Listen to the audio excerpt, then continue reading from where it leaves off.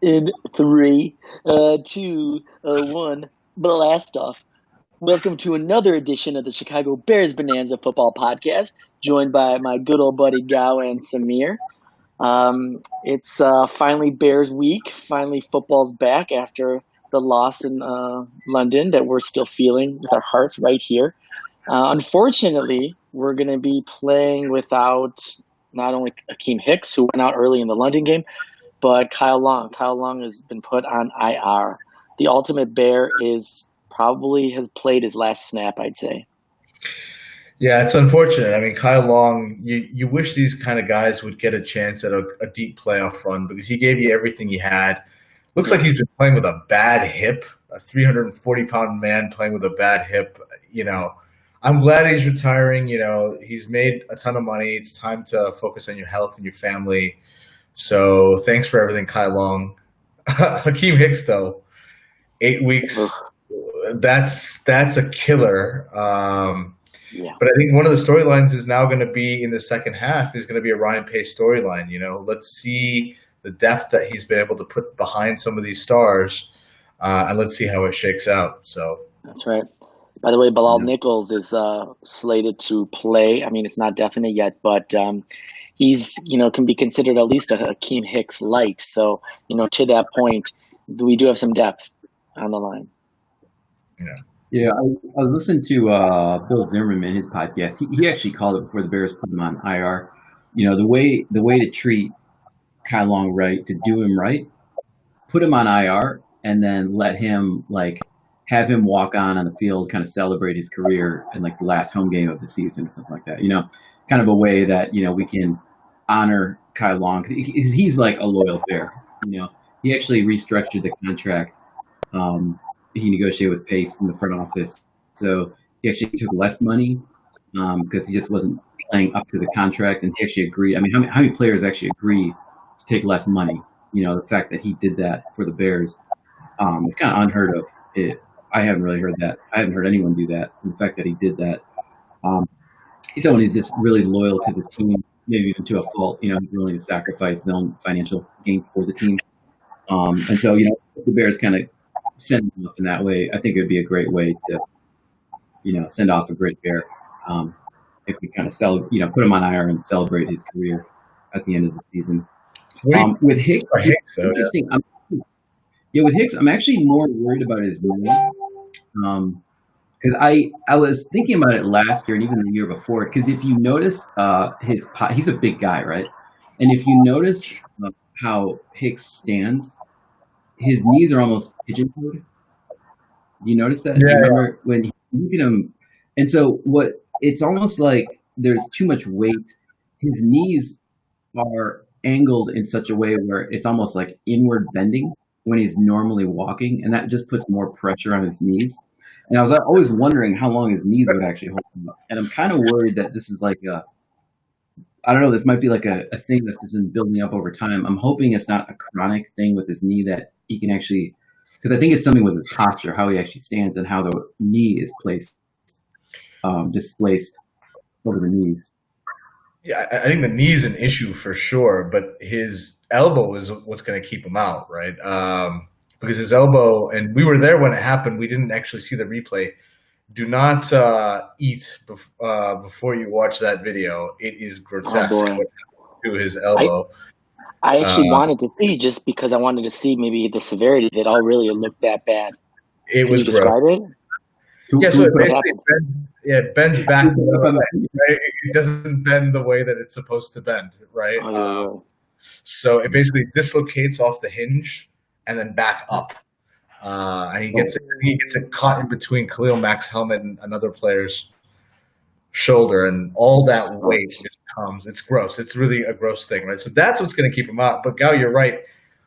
Long term, I mean, Khalil Hicks, the knee, the posture, the way he moves he's too athletic for. Well, that's exactly. That's what I was going to say. We've seen a lot of these big monstrous tight ends go down with really harsh injuries because to have that level of physicality and to be so big, eventually with gravity, with a certain angle, you're just going to get caught somewhere. I mean, And yeah, Akeem Hicks is a big man, but for such a big man, how physical and kind of agile he is.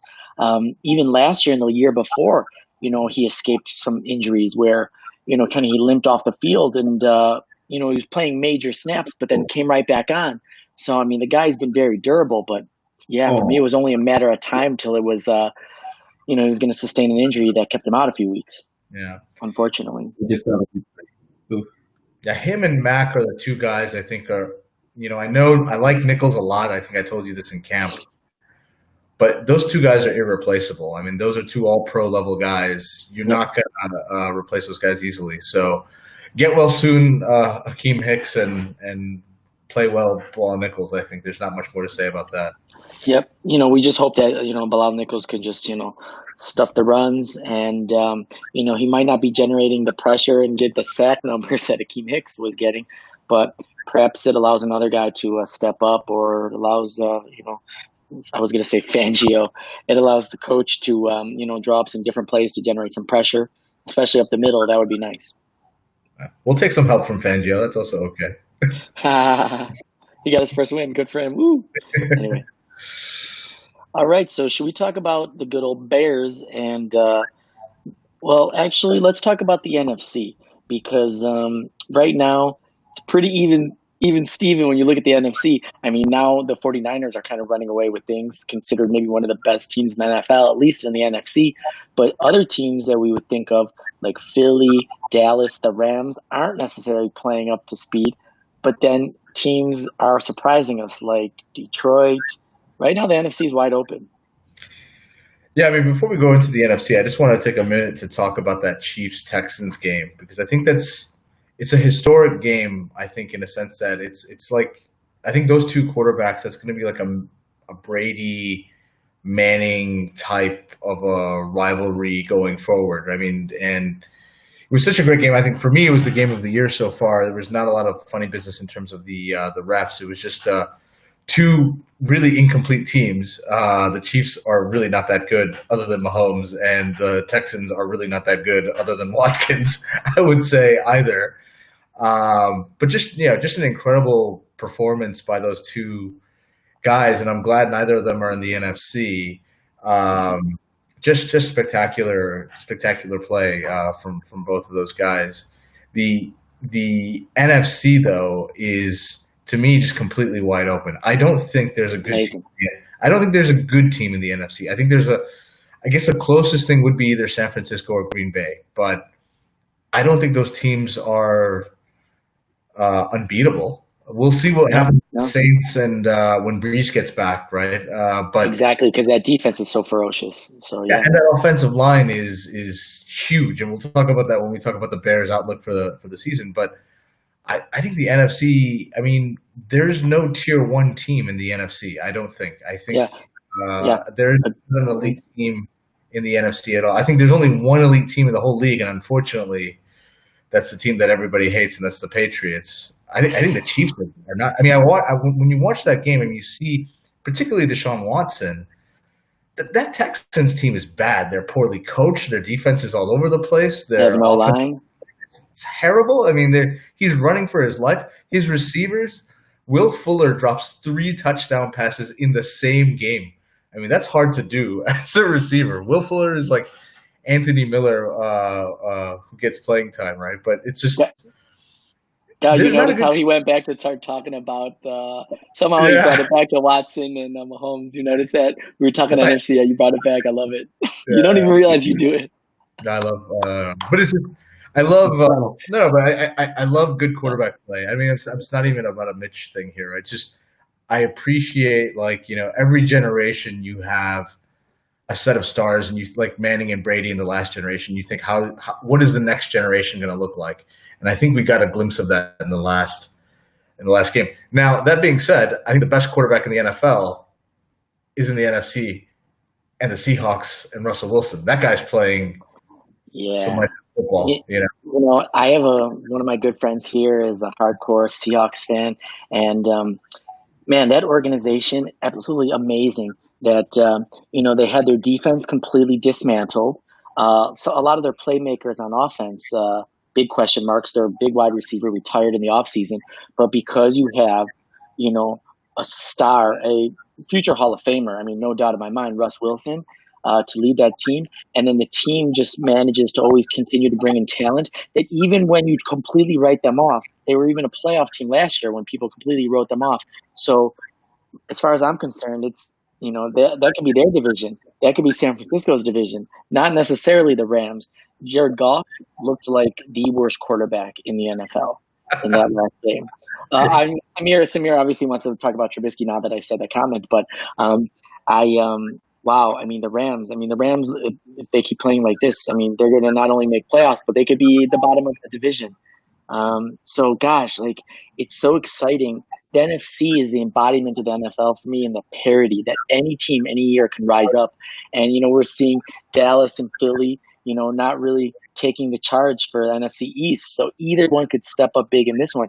Dallas, who we thought was going to be the team to beat, they've only really beaten terrible, terrible teams. They have not been able to win against anybody that has, decent strength at all. So I got a question. How's Jimmy Garoppolo looking? Great. I haven't seen it for Niners games. Playing great.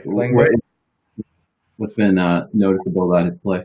This is his contract year. Because the first 3 years of his contract were a little 2 years of his contract were a little empty, So this is the year he had to show up. Growing into the type of player they thought he would. He's great in structure. So what I mean by that is when the play call is there, he's able to process and get things done properly.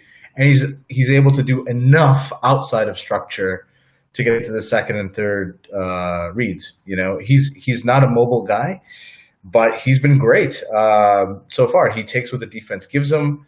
He plays really smart football. I think statistically he's been pretty good. Not Deshaun Watson, not Russell Wilson level good, but he's been really good. I think if I was to make the Pro Bowl list in the NFC right now, it would be Wilson, Aaron Rodgers, Carson Wentz, and then probably Jimmy Garoppolo is the number 3. Prescott has really fallen off, I think, in the last 3 weeks, and Garoppolo stayed. So he's been good. It's exciting. Really, Gal, have you had a chance to watch any of these games, or even get some of the highlights of these games? No, I've been in the last week. So I'm more soaking in information. No, I catch stats. I get the minimum highlights. With NFL Game Pass, I want to try to watch, the condensed version of 40 minutes. But even 40 minutes lately has been a stretch. So I'm really just getting box scores. But the thing is, do you think Carson Wentz, Samir, has been playing up to par? Because the numbers don't always support that. How has he been playing, and why haven't they been able to? Is it the defense that's holding them back? No, so you watch, so the defense is definitely problematic. But again, just similar to the thing, the box score only tells you part of it. His line has not helped him out. His skill position players have not helped him out, but he's been great on third downs. I think he was 12 touchdowns to 3 picks, I think is the numbers for him, but I could be wrong on that. Something in that range. But yeah, he's been great. Again, he's playing like he was 2 years ago, right? And the thing with Carson Wentz that really stands out is what he's doing on third downs. He's completing those at a consistent pace, and that's what you want from a franchise quarterback. I think I sent both of you the kind of quarterback power rankings, and I think he was number 4, right? Off the top of my head, I believe it was Russell Wilson 1, Mahomes 2, Brady 3. I have it here. Watson 4, and then Wentz 5. So I think that's the kind of the top tier guys right now are those 5 guys, and I think Garoppolo's in the thing right below there. But now that we're talking NFC, what do you guys think of Kirk Cousins in the last 2 weeks? Yeah, gosh, he had 4 TDs, and his completion percentage was just fucking almost 100%. So last 2 weeks, these are the last. So after the Bears kicked the crap out of him, this is what Kirk Cousins has done the last 2 weeks. Okay, 750 yards, 7 touchdowns, 75% completion percentage, no picks. No, that's incredible. I don't get this. This is Kirk Cousins, though, right? Like 3 games of terrible, 2 games of awesome, and then who knows what's going to happen next, right? But who are the defenses he played against? Well, the Eagles, who are not a bad team, and then the Redskins, who are a bad team, right? So so the Redskins, let's cross out. I mean, let's talk about Minnesota dismantling the Eagles in a lot of respects. Now, do you think it was because was this game so dominant because they have such a great run game to rely on, and teams are trying to manage the run, and then he just exploited that? I mean, what did you see in that game? So I think they're finding balance, and this is why I think it's important not to overreact in the first 3 weeks, right? They had way too much. It was kind of the opposite problem of the Bears. They were running the ball way too much. There was an interesting stat from PFF. The Vikings, on 85% of their pass plays, were only running 2 wide receivers. That's insane. That's like something from 1960, right? That's what they were doing in the first 3 weeks of the season. They've kind of equalized that. I think they're finding some balance now, and I think you should expect maybe not the what we saw in the last 2 weeks, but something between the last 2 weeks and the first 3 weeks, where you can expect something like a 2 touchdown, 300 yards from Cousins going forward. I think that's a reasonable expectation now that they have kind of balanced things out a little bit, and I think that's a team. We're going to talk about Green Bay a lot, but I think watch out for the Vikings. I think they're figuring things out as we go here, and that's the team that I'm kind of the most concerned about in our division. You can never take your eyes off them. Obviously, it's so early in the season, and we've seen a team like Philadelphia last year all of a sudden come on strong second half of the season. So I definitely, even though the Bears dismantled Minnesota, it's not a team that I would just rest on and assume that they're going to be in third place. Right now, this division is still wide open. Yeah. Detroit would have actually got the victory against Green Bay. I would even have not ruled them out to take the division the way they've been playing. So it is wide open. It is certainly wide open. This is what we said last week, right? We can see the Bears going 6-0. We can see them going 0-6. Well, at least I said that. In the next few games. And it's the same comment I would make for the rest of the division as well. And you have so many teams now competing for those 6 spots. You have 12 teams, I think, that have a legit shot at those 6 spots in the NFC. That's everybody except for Tampa Bay. I guess Winston was worse than Goff, but I'm not sure last week. Yeah. 5. That was a Cutler-esque day he had. But yeah, it's exciting, right? This is, I think. Nobody's good in the NFC. I don't think anyone is no one's great. Sorry, there are a bunch of good teams. We are one of those good teams. Yeah. But no one's great. No one is running away with this thing. This makes me want to transition to the Bears, if you don't mind. Yeah, that's good. We are going into this week. We're going against the Saints. It's a great test for us. It's a great test to see how we rebound. And you know what? I think it was in the Under Center podcast. They were hitting on the fact that maybe it is uphill from here because virtually nothing, at least on offense, has worked. I mean, you haven't been able – they call them the adjusters, Tariq Cohen, Anthony Miller, and Trey Burton, that they would be, always involved in the offense. And we've seen virtually nothing from all 3 of them except for certain flashes. Now, that's crazy. Like, you're not getting the ball into the hands of Tariq Cohen. He's not running the ball, and when he is, 2.2 yards per carry. And not part of the receiving game. Anthony Miller just disappears for halves at a time. So for me, it could only be uphill for here because we can't get any worse offensively. And I think Mitch seeing just how Chase goes about running the offense had to be positive. Even if he's a bit rusty, he's going to just see how fluid Chase was from going through his reads. I mean, for me, it's only going to be uphill from here, right? I mean, it can't get any worse than it did. You look at here, you can see the Bears offense 30th, passing 30th, rushing 26th. It's brutal. Oh my God. When you see those numbers and those pretty graphics, and it doesn't have PFF next to it, then you go, yeah, I know. No, believe me. when I looked at these numbers, I'm like, you know what? I know Samir might not approve these because I know it's some probably simplified metric, but No, I love this. I love this, right? Because the comment I was making. Anytime you see a Bears bad number and brought to you by PFF, people lose their minds, right? right. This is I like this. This is very. When it's not PFF, it just kind of makes you go, "Oh my gosh!" Right? The thing that worries me here is defense 6. Because if you have offense 30, you have to have defense 1. Otherwise, it's not going to really. It's going to be tough, I think, right? I think the Saints game, though, I don't think we're going to win the Saints game, and I think it's not because of a talent thing or anything like that. This is the best offensive line that we have seen in the Nagy era. This is the best offensive line in football. Some people have the Cowboys line, but I think the Cowboys line's a little banged up right now. This is the best line we've seen. They average 335 pounds across the line. Okay. Wow. Our defensive line averages 290 pounds across the line, right? So there's something that's hard when you're giving up 40 pounds. It's the same thing that we saw with the Raiders last week. We couldn't generate pressure because of just the size. The Saints line is much more skilled than the Raiders line, and that's why I get a little worried about this game. I'm not a big believer in Teddy Bridgewater. I think he's going to have a bad game like he did against the Jags, but it's just going to be hard to get to him, I think.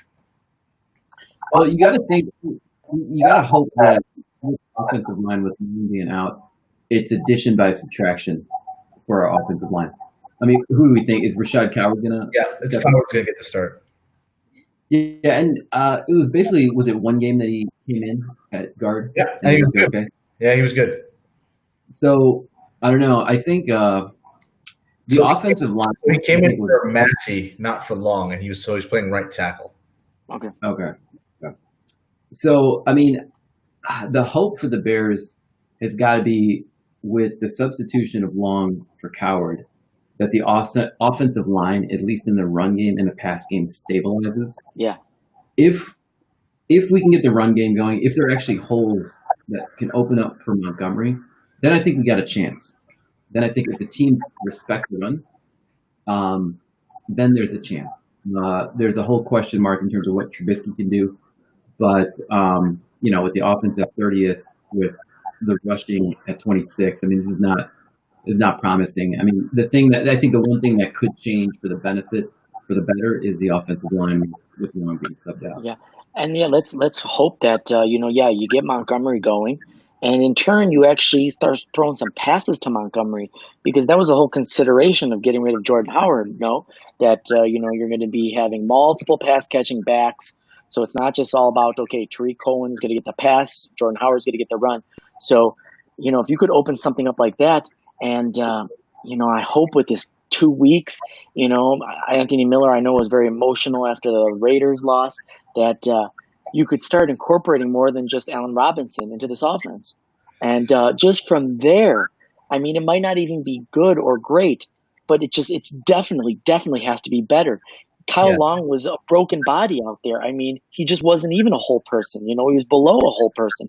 So even if Coward is not a great replacement body in there, so for me, it doesn't necessarily equate to a win. But the thing is, I like to think that maybe even for the first time that the Bears could put more than 17 points on the board. Yeah, I think you hit the nail on the head, Danny. You want to see signs of life here, right, from the offense. Yeah, I think it's going to be to me, win or lose. I'm not going to take too much from this game. I'm trying to look a little bit. I'm looking at the next 10 games here, right? If we're 500 after the first 6, with a bad offensive line, with the play that we've had at quarterback, with the 30th offense, I think I take that. As long as we can start seeing we need to start seeing the signs. Okay? We don't need 300 yards from Mitch. We don't need 150 yards from Montgomery, but it cannot be what it was before, right? And it's not even Mitch. It's Chase or Mitch, right? Neither of them have been excellent, right? So, and I think Mitch is playing, right? Is that confirmed now? Has he gotten the start officially? I don't believe so. Nor would it necessarily be advantageous for them to decide right now either. Probably.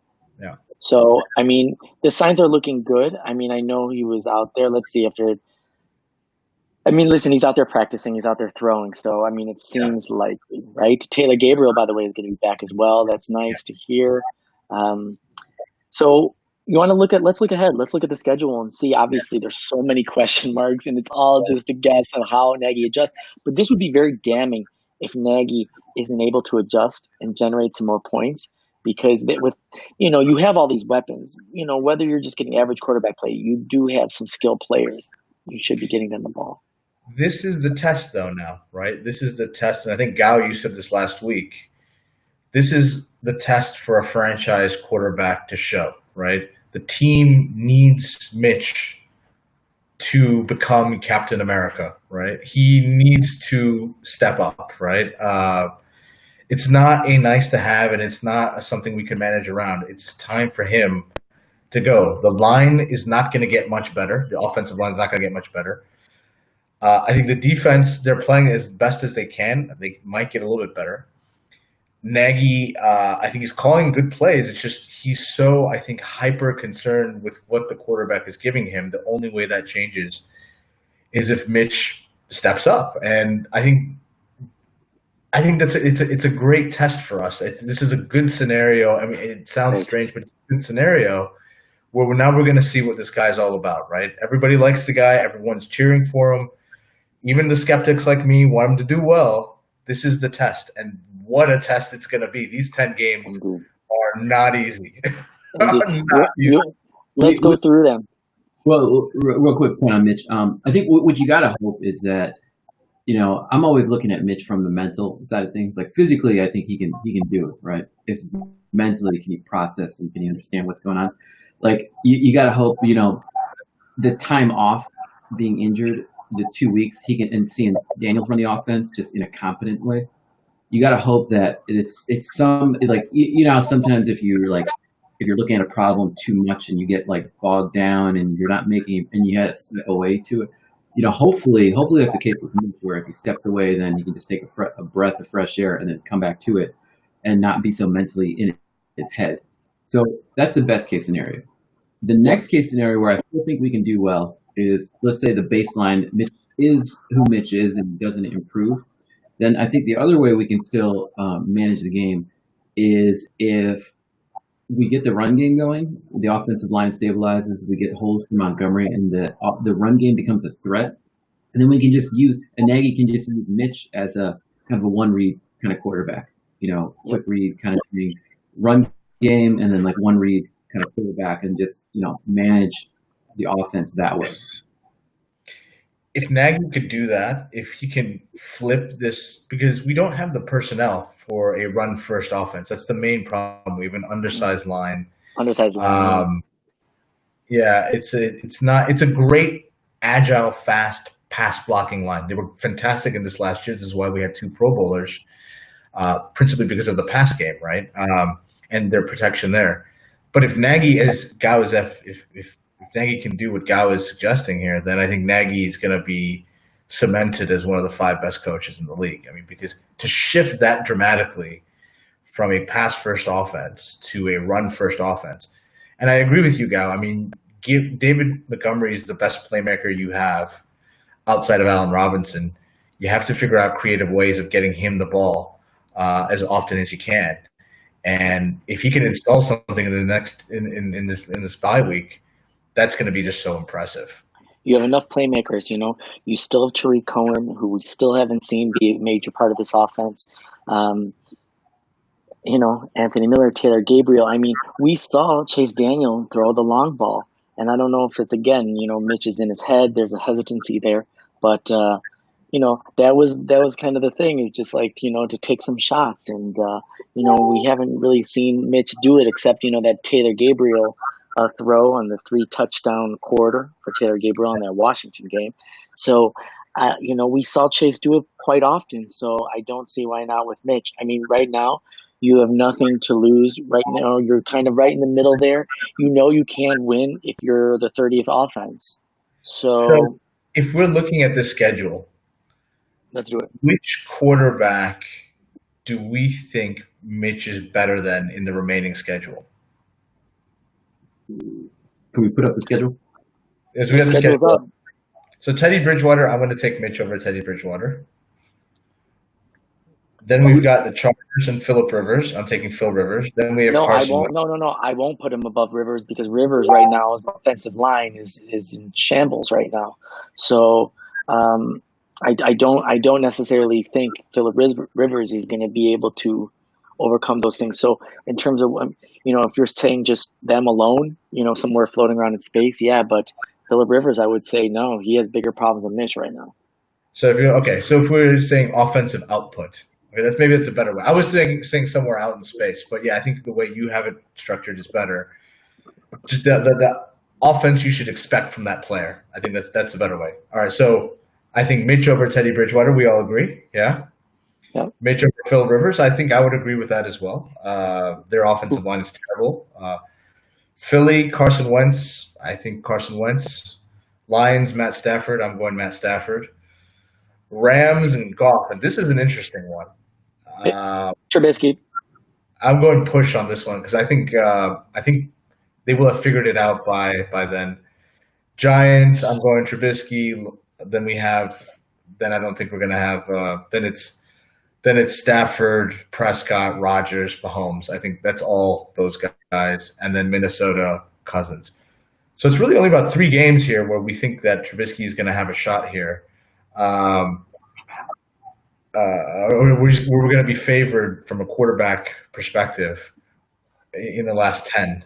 So, I understand how you're looking at things, but I mean, listen, great. So, Stafford can be the better quarterback than Mitch, but the thing is, our defense is a lot better than their defense. So, in the end, it's a matter of if the gap is Stafford and Trubisky, offensively, but then the defensive gap is just Bears, Lions, in the end, none of these quarterbacks in their situations really intensely jump out at me. So it's just you have the Rams who are vulnerable. You have the Cowboys who are runnable in terms of quarterback play. You have Minnesota who is vulnerable in terms of quarterback play. The Chiefs, hopefully, I was hoping that the Chiefs would already be, securing their home field advantage, so we don't even have to play Mahomes in Week 16. But now it's looking like no, they're gonna have to fight for it. So how about we go through? You want to go through quick? I mean, it's all guesstimation right here. You want to go through the schedule real quick and see what we think? Let's do it. Saints. I'm going Saints as well. Yeah, we're going to go Saints. Yeah, that sucks. Me too. Chargers. Oh, you got Chargers. I'm going Bears. Yeah, I'm going Bears as well. I'm going Bears as well, baby. All right. Philadelphia in Philly. That's tough. I've got Philly on this one. I'm going Bears. I think Bears are going to be the underdog, but I think Nagy's revenge game. Oof, that would be amazing. I mean, yeah, in Philly, I'm going to have to go Philly. But the thing is, it's going to be closer maybe than we think. Ugh, it hurts. Okay, God, I'm just doing consensus here, guys. All right? That sounds good, right? All right. Lions at home. Bears. Bears it up. At Los Angeles. Now, this is going to seem like a home game. Bears fans travel very well. And people in LA, do they even follow NFL? No, they follow the other teams. Victory for the Bears. Did you see? That's right. That, by the way, that Chargers-Steelers game, what a joke. What a joke. Yeah, it was a Steelers home game in LA. What a joke. I'm going Bears. Yeah, Bears as well. Bears, baby. Okay, so where are we at here? So now we're at 3, 4, 5. So now we're at 6 and 4 right now. Okay. Yeah. So we're 6 and 4, and then we have these 5 games to go. Okay, Giants. Let's just say this is a win. Come on, we can't lose to the Giants again, can we? So here's the thing, right? You look at the dates here: the 17th, 24th, 28th, 5th. That's 4 games in 20 days. This is a brutal stretch as well here. So let's not forget that. So I'm gonna say we're gonna drop one of these games. I think we'll beat the Giants because it's at home. That's right. Yes, Giants. We are. Yeah. I think it's a win. I think we're gonna lose to this Lions game though. I think so too. And in Detroit, and it's on Turkey Day, so that's a tough one. They're generally good on Thanksgiving. I think we're also gonna lose to the Cowboys as well. I think they're gonna have things figured out here. by the 5th. Go. Okay, so wait, 1, 2, 3, 4, 5, 6, 7. So at that point of the season, we'll be 7-4. We'll be 7-5. We'll be 7-5, and going into this final stretch. So, even if we go 500, there's a chance we could squeak in. Probably not likely. So it'll be tricky. So, if the Bears are 7-5 at this point, and the thing is they've clicked. Like if they went and they lost to Detroit and it was a good game, they didn't come out flat. Then I won't see them losing 2 in a row. I'm going to be hopeful for it. I'm going to put a W against the Cowboys. We're a better team than them. All right. Yeah, that's it. I'm not sure. It's tough. I mean, I think they're about the same level. I don't think one is better, one is worse, right? And we're at home, man. We're at home. Okay, so we have 8 wins at this point. Yeah, I think we beat Green Bay. I think we have a bad taste from. I think we go to Lambeau. I'm not sure if Aaron Rodgers is going to even be healthy at this point. He takes a lot of hits, guys. And that team is getting less and less healthy. They're down their 2 top receivers. That defense is starting to break down a little bit. So I think we win against Green Bay here. That'd be great. I'm going for the Bears. I'm worried about the Green Bay game. Okay, you know what? Even though it's in Lambeau, you know what? I'm going to say W. Listen, guys, at this point of the season, the Bears control their own destiny, okay? So we'll know by then if they're clicking. But let's assume that, Nagy's a good coach. And even if Trubisky is just playing average ball, but he's continuing to at least do a slow growth and not throwing completely egregious turnovers, the Bears playmakers, which there are many on offense, start really becoming a little bit more of a part of the offense. We're going to control our own destiny. Yeah, I think just taking a step back, we thought at the beginning of the season it'd be kind of a tight but conventional season where 10-6 was going to be the fringe teams are going to be 10-6. I actually think it's going to be 9-7. Yeah, seems like that. Yeah, I think that because everyone is pretty close, right? So only San Francisco is undefeated. That's not going to last. And Philly, Dallas play each other, so one of them is going to. Yeah, exactly. So I think 9-7 is probably a playoff team. Now you cannot lose these division games and conference games. We have. It would have been crushing if we would have lost to Minnesota. We only have 1 division loss so far. We only have we have 1 conference win, I suppose, as well. The Oakland loss doesn't hurt us that much. It's out of conference. So as long as we can maintain this, I think we should be fine. I think the Chiefs. So I have a win at Green Bay and then Chiefs Minnesota. We're going to drop one of those games. I think it's probably going to be the Minnesota game. I think we're going to take the Chiefs. Here's the thing with the Chiefs. They're a bad football team, but they're bad. They don't do anything well except for Mahomes throwing the ball. They do everything. Listen, he has good receivers. He has Tariq Hill and he has his tight end. He's got that biscuit guy. I can't even remember his name. Or DeMarcus Robinson. I thought it was like Marcus Robinson's cousin or something like that. Okay, I give it W. No, it's funny. That's why I never got too excited about the Chiefs. Yeah, I mean, they have 2 great skill position players, and everybody else is just kind of okay to bad. They have a bad offensive line. They have a bad defense. They have a good pass rush, but that's just because Pat Mahomes puts up 40 points in a hurry. If it's a close game, they have no pass rush. They don't do anything well. I don't think the Chiefs do really anything well other than Pat Mahomes. It's the same comment I have with the Packers. What do the Packers do really well? Do they do something really well other than Aaron Rodgers doing Aaron Rodgers things? I mean, the defenses showed up enough, but then all of a sudden it disappeared, right, in those last few games. So exactly. Especially against the run. Yeah, I mean, it's not as egregious as the Chiefs, but yeah, you're right. I think so.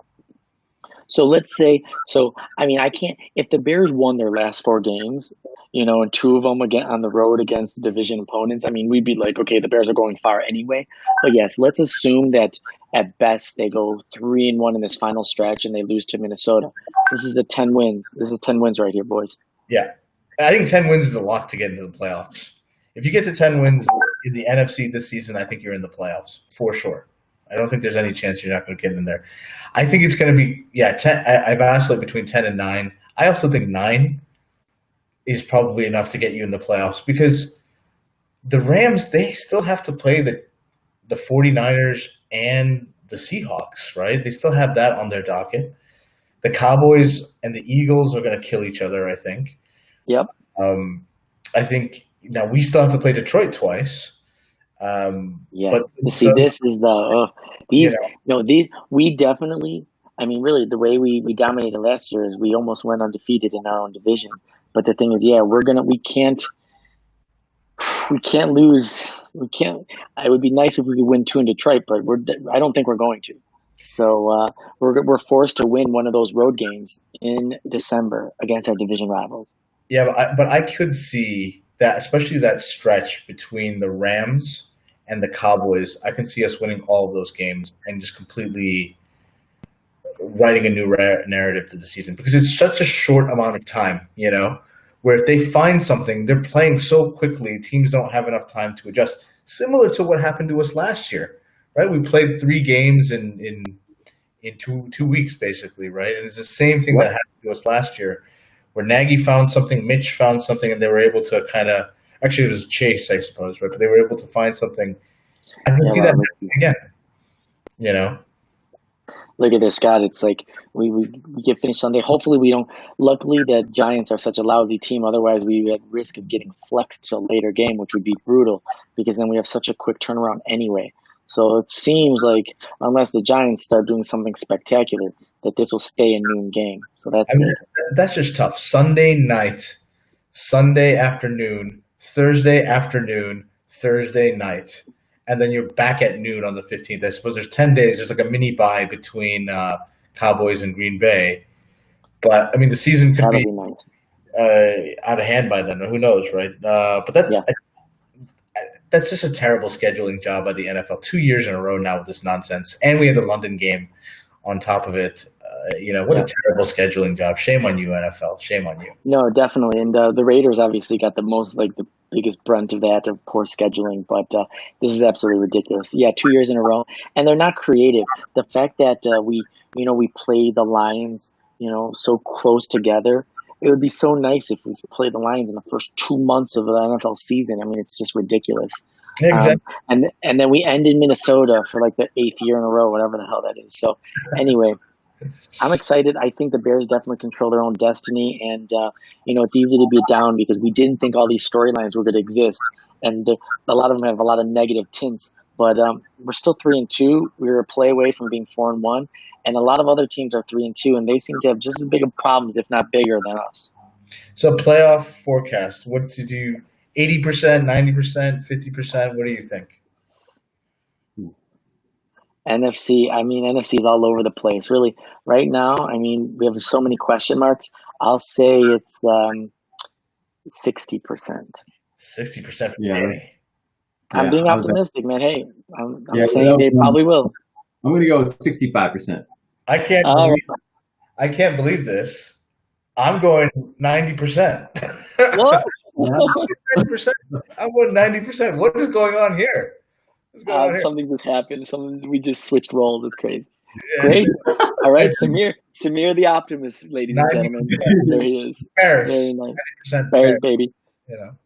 All right, guys. Well, another good podcast in the books. I'm going to go eat dinner right now. You guys finish your word. Smile, of course.